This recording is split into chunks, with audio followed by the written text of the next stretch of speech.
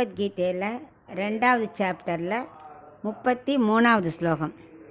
அத்த சேத்வமிமம் தர்மியம் சங்கிராமம் ந கரிஷ்யசி ததஸ்வதர்மம் கீர்த்திம் ச ஹித்வா பாபமவாப்ஸ்யசி.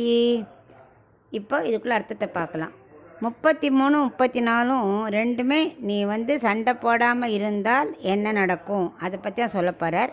இப்போ நம்ம 33வது ஸ்லோகத்தோட அர்த்தத்தை பார்க்கலாம்.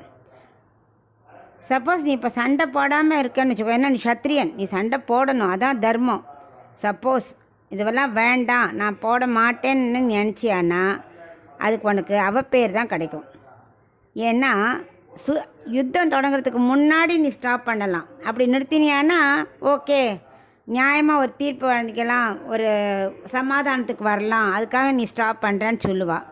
ஆனால் இப்போ என்ன, எல்லோரும் ரெடியாக நிற்கிறா, யுத்தம் தொடங்கியாச்சு, இப்போ போய் நீ ஸ்டாப் பண்ணியானா அதுக்கு பேர் கையால் ஆகத்தனம். இதனால் உனக்கு கீர்த்தி கிடைக்காது, பாவம்தான் கிடைக்கும். ஏன்னா நீ விலகிறதுனால என்ன ஆகும், உன்னோட சுதர்மத்தை நீ விட்டுட்ட. ஸோ அதனால் அதுக்கு என்ன தர்மம் கிடைக்குமா உனக்கு, அதர்மம் சேரும். கீர்த்தி போயிடும்.